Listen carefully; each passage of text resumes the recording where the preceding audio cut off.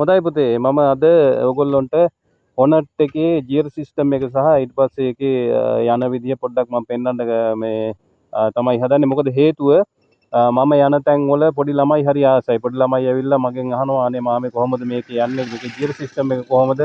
මේක යන්න ආසයි මේකේ කිව්වන් පස්සේ මම මොකද කරන්නේ? මම ඒගොල්ලෝ අරගෙන ගිහිල්ලා අනිවාර්යෙන් මගේ මොන වැඩේ තිබ්බත් ඒ අහන ළමයාව දෙන්න මම මේක අරන් ගිහලා තමයි රවුමක් ගහලා එන්නේ. මම මගේ වැඩේ අයින් කළා. මොකද මමත් පොඩි කාලේ ආසයි මේ වගේ බයික් වලට. ඉතින් බයික් වලට ආස ළමයි ඉන්නවා. ඒ හින්දා මම ඒගොල්ලෝ අරගෙන ගිහිල්ලා මම ඒගොල්ලොන්ට ඒකේ ඇත්තටම මේකේ ආසාව හරියන්න මම මේගොල්ලෝ එක්කන් යනවා රවුමක් අනිවාර්යෙන්. රයිට් බලමු අපි. මේකේ මෙතන රතු පාට තියෙන ඔන් ඔෆ් ස්විච් එක. මෙහෙට පල්ලෙහාට දාපුවම ඔන් වෙනවා. උඩට දාපුවාම ඕෆ් වෙනවා. ඒ කියන්නේ අපි එන්ජින් එක ඕෆ් කරන්න පුළුවන්. මෙහෙම උඩට දැම්මම පස්සේ අපි ස්ටාර්ට් කරන්න ඉස්සෙල්ලා මේ රතු පාට ස්විච් එක පල්ලෙහාට දාගන්න. ඊට පස්සේ අපි ස්විච් එක දැම්මා. ස්විච් එක දැම්මම පස්සේ මේකේ නියුට්‍රල් තියෙනවා. මෙන්න මේ බල්බ් එක කොළ පාට පෙන්වනවා මේ බල්බ් එක. රයිට් ඊට පස්සේ අපි ස්ටාර්ට් කරගමු. ස්ටාර්ට් කරගත්තා. ස්ටාර්ට් කරගත්තන් පස්සේ එකපාරම යන්න එපා. ටිකක් වෙලා රත් වෙන්න දෙන්න එන්ජින් එක. නැත්නම් එන්ජින් එක පාරම නිකන් ගෙදර තිබිලා එන්ජින් එක මේ බදලා මේවා වෙන්න බලනවා. රයිට් බලමු. ඊට පස්සේ අපි පළවෙනි ගියර් එක දාන්නේ පල්ලෙහාට. මේ තියෙනවා ගියර් එක. මේක පල්ලෙහාට තමයි දාන්නේ. ක්ලච් එක අල්ලගත්තා. ගියර් එක අපි පල්ලෙහාට දැම්මා. පල්ලෙහාට දාලා අපි ක්ලච් එකේ මීට දීලා අපි යනවා.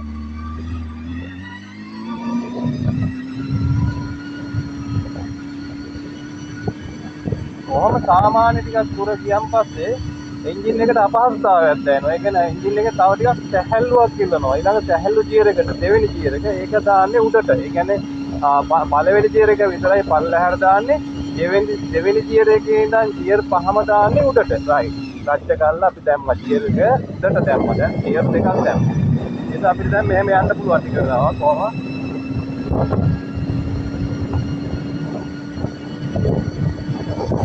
දැන් ඔයාලට හඬ වෙනස් වෙනවා ඇහෙනවා ඇති.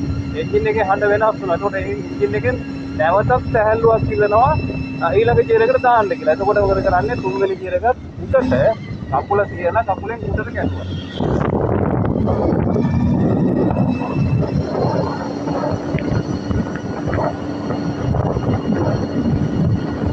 ඕනේ ටිකක් යන්ති නැවතත් එන්ජින් එකේ හඬ වෙනස් වෙනවා.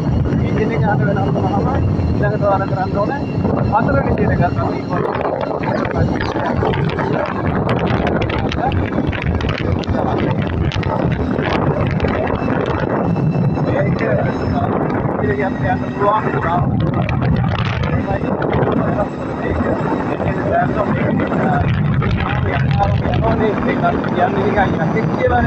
යකාට අවශ්‍ය විදිහට සලපාදුකම් දුන්නාම අපේ ඩිසිප්ලිනේට අරයි යනවා. ඒ වගේම හොඳට තියාගන්න බයික් එකක් ගත්තා කියලා ඒ වගේ නම් සාමාන්‍ය යන්න ඉස්සෙල්ලා රෙගුලර් යන්න අපි ආවම මම අත්දැකීම් ගන්නවා. ස්පීඩ් කියොත් අපිට කන්ට්‍රෝල් කරගන්න බැහැ. ජපාන් බයික් වල තියෙනවා. මේ හොඳ බයික් වල ගියර් සිස්ටම් එක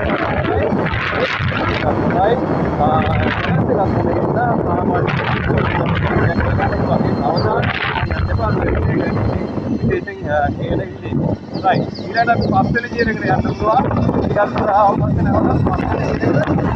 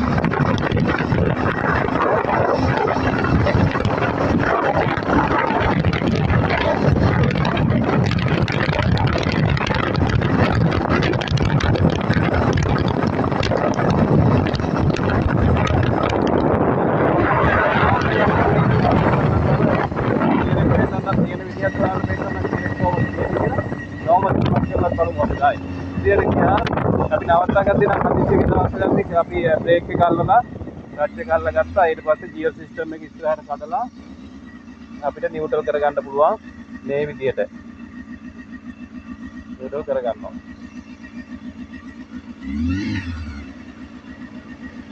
right. නියුට්‍රල් කරා නියුට්‍රල් බල්බ් එක පත් වෙනවා දැන් නේද? ඊට පස්සේ මම අර කිව්වේ එන්ජින් එක නවත්තන්න පුළුවන් කියලා. මෙන්න මේ ස්විච් එකෙන් උඩට කරපුවාම එන්ජින් එක නවත්තනවා. මොකද හේතුව මේකේ ෆෑන් එක තියෙනවා. මම ඒ ටික පෙන්නන්නම්.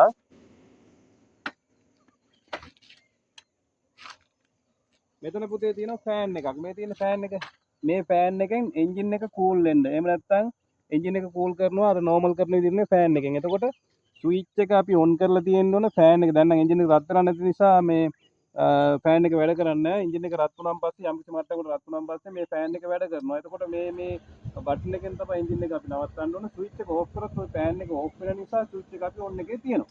රයිට්. ඊට පස්සේ අපිට ෆෑන් එක ඕෆ් වුණාන් පස්සේ අපිට පුළුවන් ස්විච් එක ඕෆ් කරන්න. right දැන් ෆෑන් එක වැඩ කරනවා පොඩ්ඩක් එන්ජින් එක රත් වෙලා වගේ. ඔය සද්ද පෙන්නන්න ළඟට. right හරි එන්න ගියර් සිස්ටම් එක පෙන්න දැන් ෆෑන් එක වැඩ කරන නිසා අපි එහෙම තියනවා අපි මේක ස්විච් එක. මේ ගියර් සිස්ටම් එක තියෙන්නේ මේ විදිහට. ගියර් තියෙන්නේ මේ ආකාරයට තමයි ගියර් තියෙන්නේ උඩට මේ පළවෙනි එක යටට ඉතුරු පහම උඩට තමයි කඩන්න තියෙන්නේ. ඉතින් සාමාන්‍ය තේරෙන්නේ නැති ආස ළමයිට දරුවන්ට මම දැම්මේ. ඉතින් මම කොහේ ගියත් කවුරු හරි දරුවෙක් මගෙන් ඇහුවොත් මේක කොහොමද මට පොඩ්ඩක් රවුමක් යන්න පුළුවන්ද කියලා මගේ වැඩේ පස්සකට දාලා අනිවාර්යෙන් ඒ ළමයා රවුමක් එක්කන් යනවාමයි. මම මොකද හේතුව මමත් පොඩි කාලේ ආසයි ළමයි ආදරේ මම ළමයිට ආදරේ ඒ හින්දා මම ඒ ළමයි රවුමක් එක්කන් ගිහිල්ලාම තමයි මගේ ගමන මගේ කර්තව්‍ය කරන්නේ. ඉතින් බොහොම ස්තුතියි නැවතත් එන්නම් වීඩියෝ එකකින් බොහොම ස්තුතියි සියලු දෙනාටම.